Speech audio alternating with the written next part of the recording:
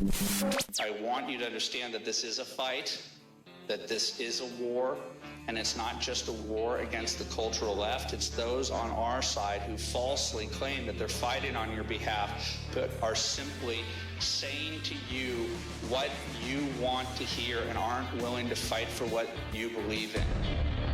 Carrying on the legacy of Andrew Breitbart, this is Breitbart News Daily with your host, Alex Marlow, on SiriusXM Patriot 125.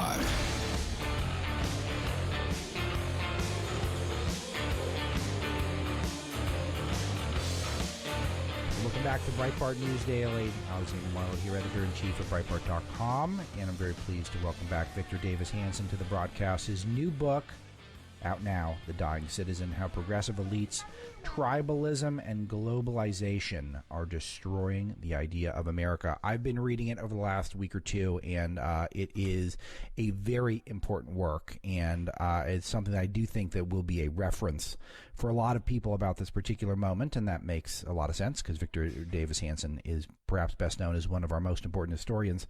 Victor, great to have you back on the show. Thank you for having me.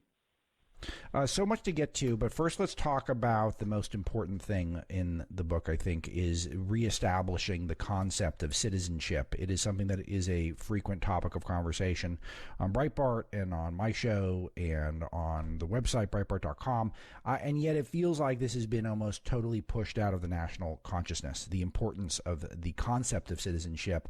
Obviously, you agree. It's, I think, one of the is an underpinning of the book. But talk to us about what it means to be a citizen and the fact that it's under attack, it appears. Yeah, I think it's under attack in two different directions. One is from the bottom up, or the natural organic forces that suggest that the middle class is no longer central to the American experience. And we can see that whether declining wages or increasing student debt up to $1.7 trillion in aggregate, or people marrying later, having children later, buying homes later. The strangulation of the middle class, which was always essential to citizenship. We can talk about that a little bit later if you wish. And then the blurring between a resident and a citizen, the idea that we have 50 million people here in the United States who were not born in the United States makes it an enormous challenge to assimilate, integrate them.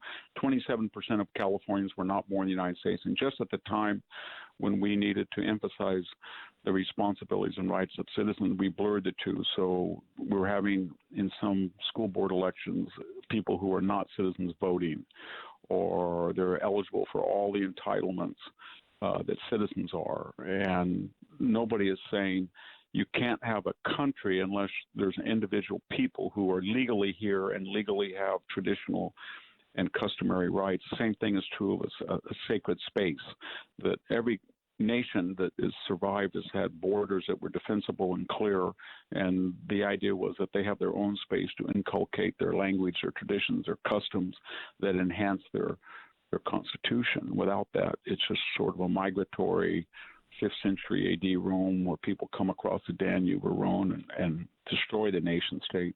Identity politics is another natural human pathology where we identify by our superficial appearance. And when we start to do that, we regress to something like the former Yugoslavia or Rwanda. And that trajectory will be in our future unless we stop it and realize that we're a very rare multiracial democracy that's given up each of us our primary identities as race or ethnic people and have absorbed instead the idea of Americanism, and then but even more scarier, and I say that from the top down, we have an elite that doesn't believe in the Constitution and citizenship, and you can see that with the growth of the so-called deep or administrative state. These people like James Comey or John Brennan or General Miley, they're not subject to cross-examination, or they are not candid under oath, or they don't face any consequences for their abuse of power. And they're just the iconic figures. There's people in the EPA, the lowest learners down on the food chain, where they act as judge, jury, and executioner when they cite particular citizens, often for ideological grounds. And then we have these evolutionaries, and these are guys who are in the news. These are the legal scholars, the academics, the political activists that want to get rid of the Electoral College and the 150-year 9-person Supreme Court, junk the 180-year filibuster, in 60 years of 50 states, et cetera. They want to change, or what they call evolve, a constitutional republic into a radical democracy. And finally, we have globalists, and these are people who invite the UN, as Secretary Blinken did, to adjudicate whether Americans are racist or not, or believe the World Health Organization that was completely deceptive about the natures and origins of the pandemic, that we should listen to them, or that they are a worthy body to consult with, the Paris Climate Accord or the Iran deal. But the idea that you give up your sovereignty, or you feel that the European Union is a superior model. This is mostly people in the bi-coastal America who feel that way. They're sophisticated, but they're very influential. And they're almost embarrassed of our Constitution and our peculiar ideas of the Second Amendment or the First Amendment, or skepticism about radical abortion laws. There's so much there that I want to explore with you, and that is a pretty good overview of the book, The Dying Citizen, out now, and I recommend it. I think that I cannot help myself but start with the concept of immigration. This has been a place where Breitbart over the years has differed with the establishment of the Republican Party in terms of the importance of immigration, and I think the chickens have really come home on this one. The importance of a strong border, it does keep us safe from disease. It also preserves the concept of American citizenship, that it does mean something to be an American citizen.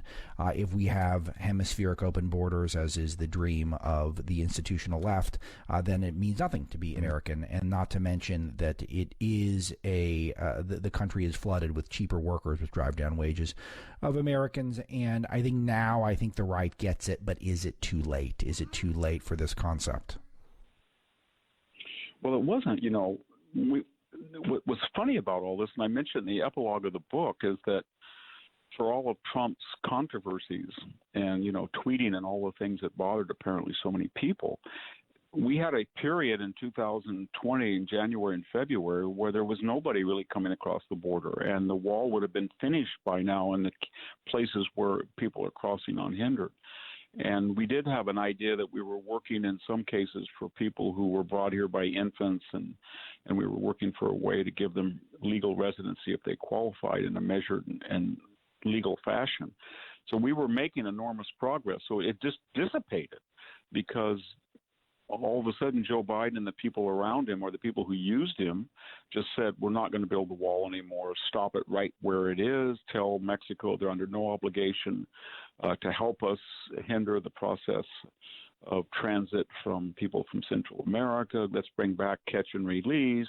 Refugees can just declare they're a refugee. There needs to be no adjudication of that, and the result is what we got. So it took 4 long years for Trump finally to be able to overcome the obstacles, but we just gave it away. And that means to me, both it's something that's pessimistic, but it also means that if we had another president who followed that agenda, very quickly we could restore a secure border and deal with the people who, I don't know how many people will have come in this 4-year period, even if Joe Biden is not reelected or the Democrats are not reelected, but it could be anywhere from 4 to 6 or 8 million people. I think that is a hopeful note, and unfortunately, so much of what is covered in the book is not as hopeful. There is an attack on our origin, and this is something that I have given a lot of thought to, and you've thought about, I think, in an even deeper sense than I have. Where are these attacks coming from? What is the origin of these attacks on our origin? What is motivating this? And it seems like we're newly obsessed with going back in time to castigate America in our founding. Well, we've always been a self-critical society, and we saw that in the 60s. But what's happened now, because of the failure of the melting pot and the failure of the dream of Martin Luther King Jr., I think Obama started a lot of it when he recreated this idea of diversity, meaning that we didn't consider class anymore. Suddenly class didn't matter. You could be a multimillionaire Punjabi immigrant. You could own 7 ophthalmology clinics and be from South Korea. You could be Oprah. You could be Meghan Markle, but you were now a victim because you were so-called non-white and you represented 30% of the population. And that polarization, I think, entice people or encourage them to keep going. And so they went back through history and they said, I may be wealthy now, I may be privileged now, there may be an upward middle class that we have never seen before. We may have 16 ethnic categories that are making more per capita income than so-called white people, but or minority unemployment may be at record lows in 2019 and 20. But we have been oppressed, and we're going to talk about slavery 160 years ago, and we're going to bring up all of these reasons that we've been victimized. And this was encouraged by the left, and they felt that it was a way to weaken the traditionalist establishment culture in the United States in a way that they always try to take an advantage of a crisis. So they manufactured, is what I'm saying. There was not clear oppression. Race relations were not getting worse. People were not being more discriminated. Asian Americans, to the extent that they were target for racial crimes, were inordinately targeted by African Americans, not white people. So there was a whole list of untruths that were institutionalized. And that tribalism, if we could use that word, is now endemic. And everybody is trying to find a tribal affiliation. So I have former students I had 30 years ago named John, and all of a sudden they're Jose, or George is Jorge, or there's an accent on people's name now. It's this search to find a cachet, because if you were oppressed or victimized, then you feel that you have certain rights to compensation or reparatory action on the part of the government or favoritism in hiring. And so once we start down that Yugoslavian pathway, everybody's going to start doing it. And I think it's just crazy, because 70% of the population is still so-called white. And are they going to start saying, you know what, I feel that my primary allegiance is to people who look superficially like I do? And that's what we try to stop in this country. That was what a multiracial democracy. And, Brazil's the only one, and India maybe. Those two big multiracial democracies are not doing very well. It's very hard to do. And everybody thinks it's a natural occurrence. A multiracial democracy is almost unheard of in history. A multiracial state is rare, but when they do exist, they require the coercion of the Ottomans, the late Roman Empire, or the Soviet Union to make them work. But we're different, and I think everybody's got to take a step back and say, I've got to give up my primary identity as an ethnic person and relegate that to food and fashion and art and enrichment. But my core is the Constitution. My core the allegiance are with the Constitution and with people who don't look like me. I definitely want to explore this concept of tribalism with you, but let's talk about the Constitution and returning to a Constitution-based society, which it feels like even in conservative circles that there's not great salesmanship for the Constitution and any of our founding documents in general. And this is something that has changed a little bit even over my lifetime. And I think that this leaves us very vulnerable. What's replacing it is so much worse in a million ways. But what can we do, particularly people, obviously this is a mostly conservative audience, but what can we do in our lives to try to be better salespeople for our Constitution, for our founding documents, for their wisdom and genius and brilliance? Yeah, I think what we do sometimes is we just say, this is the Constitution and this is the Bill of Rights. Right. And this is the Declaration, and we have to, they're unique, but we don't tell everybody what the alternative is or what is the norm now or in the past. So we don't give them any sense that's singular or precious or rare or fragile. We think it's all encompassing and it's natural. It's not. So we need to tell young people, you really think you can go to Mexico and say whatever you want? Do you really do believe that you can all of a sudden go to Japan, a democracy, and say, I want to be Japanese and I want to be fully accepted within that uniracial society? Do you really think that you can go to Austria and say, you know what, I want to buy a gun and I'm going to have a gun to protect my family? And so what we take for granted and we you can't do anywhere else in the world. You really think we're going to see a black chancellor in Germany someday? I doubt it. I don't think we'll see a black prime minister in Britain. So what we're trying to do is fulfill the natural trajectory of the Constitution, and that is in the Declaration. All men are created equal. You can say what you want in the expression of the First Amendment. You can own a firearm in the Second. You have due process on the Fourth, and right, you have search and seizure, Fourth and Fifth, and then we have the amendments. But that's not the norm. And everybody should realize that even our electoral college and the two-party system is not the norm. You really want a multi-party, 15 or 20 different parties, so that after the election, they all get in a back room and they horse trade to form a government that can take 6 months, because that's how most parliamentary systems work. But the founders created the system that was designed to encourage a two-party system and a very quick change of power peacefully, and it has worked. But once we start taking it for granted or don't appreciate how difficult it is to maintain, then it's going to start to – it requires a civic education and some appreciation that we're very, very lucky. I think all these young people should ask themselves, we only have 330 million people. It's not a billion people like India, 1.2 billion or 1.4 billion in China.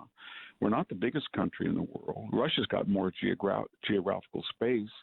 Europe has got a far older civilization. Why do we have so much economic power, military power, political stability? What was it? If it was all these evil white men and this was a racist country from the founding, why do all these people want to come here? Indigenous people from Oaxaca or Chiapas or Michoacan, why do they want to come here? They know something that our professors of La Raza studies don't. And so I think everybody's got to realize that they say one thing and they performance art and virtue signal another, but that takes a toll because there's nobody saying what we just said, replenishing the idea and protecting the idea of America, and yet they all expect it to be there for them. One of the most striking things to me is how I think our average student, your average high school or even college student these days, knows far more about critical race theory than they know about our founding documents. And even non-American philosophers like Plato and Aristotle. This seems to be getting supplanted by this wokeism. And this is an existential threat. Because you can't expect people that are all going to become very fluent in the Federalist Papers on their own, just on Saturdays and Sundays. It needs to be taught in the schools, and they're providing an alternative to the American value system, and that is this woke value system that we've been warning about, and now it's here, and it just seems like unwinding this is going to be very difficult. It is, and it's an even more insidious, and that is that when you talk about the Constitution, then you have to have a logical frame of reference. You learn history. But when you talk about critical race theory, it's all theoretical and it's deductive. So these kids are not using their vocabulary or enriching it, or they're not exploring historical avenues of argumentation as they do in civic education. They're just said, you know what, this is a racist country, and it always has been racist, and then this person was racist and this person. And you start with a premise, and then you give examples only that reinforce the premise rather than the opposite of induction. So the problem with critical race theory, it's not only it's inaccurate and it wars against America, but it's a zero-sum game, and for all those hours and capital and labor spent in the military, in the government, in Hollywood, in our K through 12, we're losing something, and that losing something is the incompetence. And you can really start to worry that when we see these generals talking about white rage, or Chief of Naval Operations, Kendi this and Kendi that, or Austin, I'm going through the ranks to search out, and then as they're doing this, Afghanistan is blowing up. And they're either unaware of it, or they have no time for it, or they're lying about it, or a CEO of Delta where you call up and it's 6 hours to get a helpline, or American where you often go to an airport, there's no fuel. They are lecturing us on basically critical race theory as it applies to voting laws, where you have to have an ID they say is racist, and yet you can't get near their boarding area in an airport without an ID. So what I'm getting at is the corporate world, the celebrity world, the military world. It's almost like the Soviet system. They're spending so much time on indoctrination and authentication and ideological purity that they don't have time in a very zero-sum game to do what they're tasked to do. And so this incompetence is either caused by this ideological drag on the economy, or the ideological drag is used to cover the pre-existing incompetence. But it's kind of scary, because that's what I'm really worried about, is that almost every aspect of our life, whether it's getting fuel for an airplane or whether you're going to get vaccinated or not, has a race component that takes a lot of time and energy that doesn't have anything to do with medicine or science. And so that's really scary. When you have 1,000 healthcare professionals sign a document that says we are for quarantine and we're for masks, but we're going to waive this for BLM protesters to go out in a phalanx and protest, and that's medically okay, then you can see that it's warped science, it's endangering people, and it's not sound. And so that's the real worry, I think, about this critical race theory. It's an excuse not to do what people are tasked to do, and if they're not going to do what they're supposed to do, sometimes it can get really dangerous. Yeah, I think you're correct to highlight how some of the warped science, I think, is really, undermined a lot of public trust in our key institutions and our key public figures, because, again, the illogic of some of the mask policies in particular, or you wear the mask when you're standing up in the restaurant, but you can take it off when you're sitting down. I mean, none of this is scientific at all, and I think that most Americans know that, but they're sort of disenfranchised in our media, I think, and I think that's creating a lot of problems. But I'm going to resist my temptation to go further down that road. And I want to bring it back to tribalism. I'm fascinated with this subject because I feel like that we're in a very tribal moment, but maybe I'm wrong. Have we always been this way, Victor? No, we haven't. I mean, it's very funny about the left. They say, well, this country was founded by old white men. Well, that's like saying Mexico was founded by indigenous people like the Aztecs, or there were mostly black kingdoms in Africa, or the Irish were all blue-eyed, red hair or blonde. Of course, this was founded, but unlike these other examples, there was something about that Enlightenment that the natural logic of the Declaration was that all men are created equal. It doesn't say all men are created equal except, or the Constitution, it discusses slavery, but only as a way of chastising the Southerners and saying you're not going to get one vote for purposes of the electoral process and the House of Representative representation based on slaves that you don't give human dignity to. So otherwise there's nothing in the Constitution about race. And so much so that when Alexander Stevenson, the head of the Confederacy, he damned the Constitution because it didn't talk about white supremacy. But what I'm getting at then is this country at its founding was like an onion.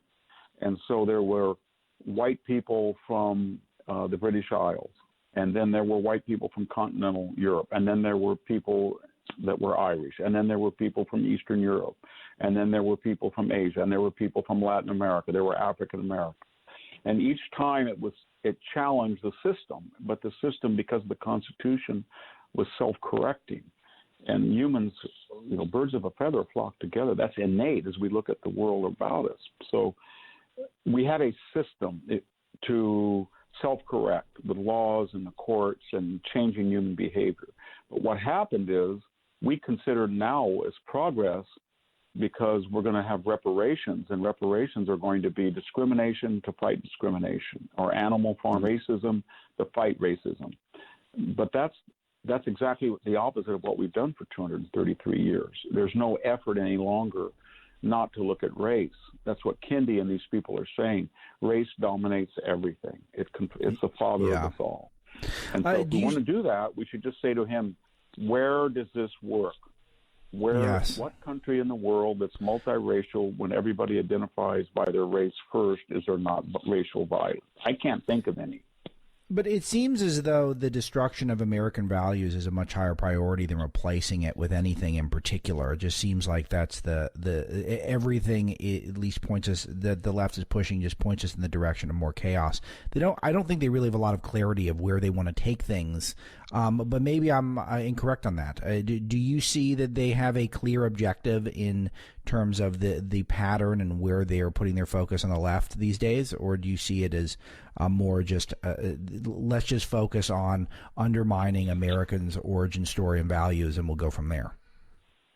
Well, that's an ancient question. You look at what the Reign of Terror and the Jacobins were trying to do, sort of what we're doing, year zero, and they redid the calendar like the 1619 people are trying to do, tear down statues, rename buildings. They did all of that, and they didn't work. They had chaos, and then why did they continue? Or, it's pretty clear to Lenin and even Stalin that the Bolshevik Revolution was not working, and Russia was becoming impoverished by the early 20s.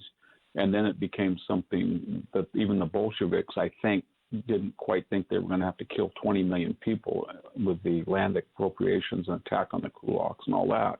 Okay, so when these left or Venezuela, did Hugo Chavez want Venezuela to be like it is?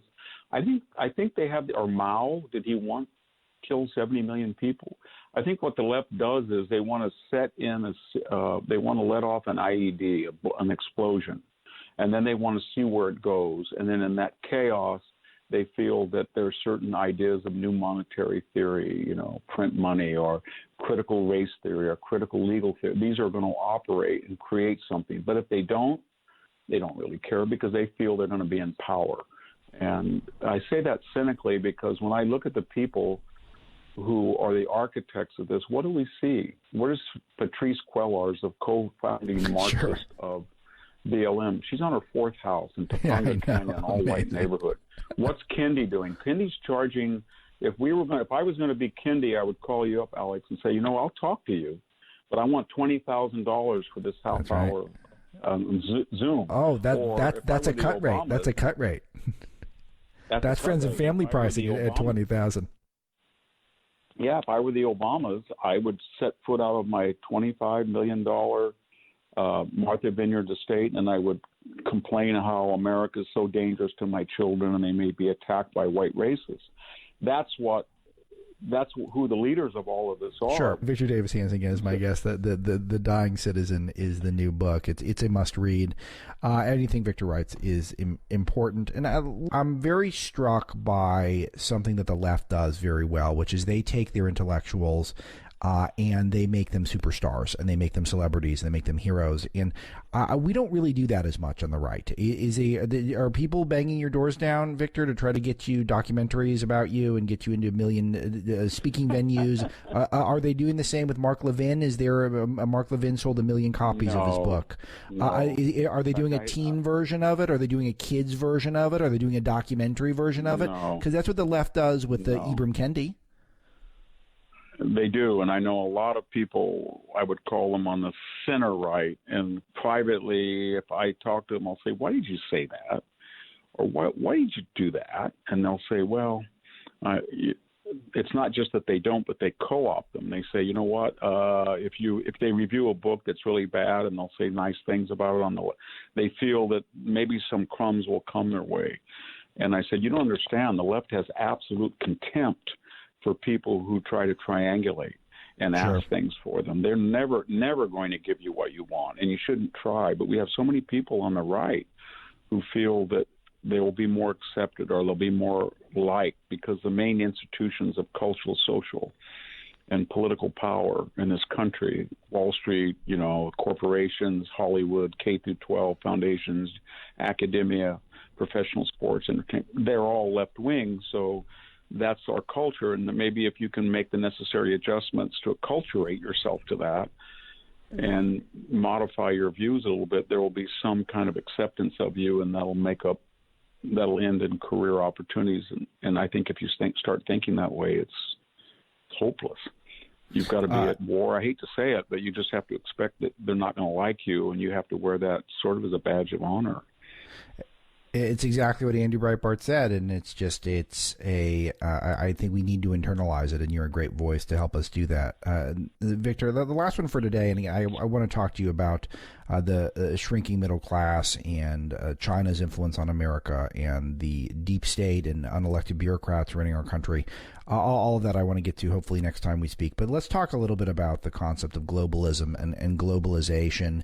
It's not just in politics. It's not just in our bureaucracy, but there are corporations, which are these multinational conglomerates, seem to be controlling the country, and even the Democrats relying on them to censor on their behalf in social media, enforcing mandates, vaccine mandates, mask mandates, etc. This, to me, is maybe the thing I'm most disturbed about of all the many disturbing trends that are going on.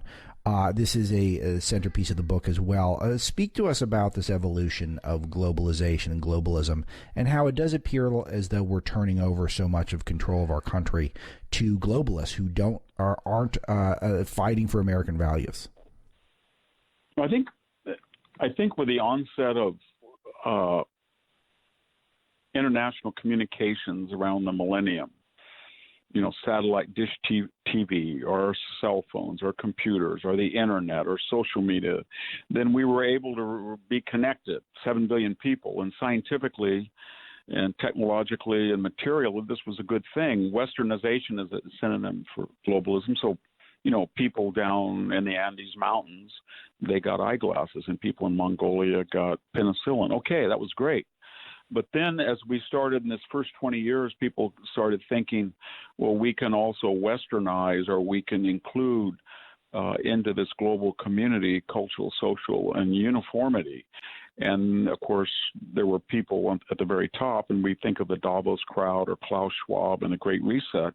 What if we couldn't just address global warming in the United States, but we could have an international group and we could force our views on everybody? Or what if we said we're going to have a standard tax code so every country cannot charge a corporation a different rate than another country?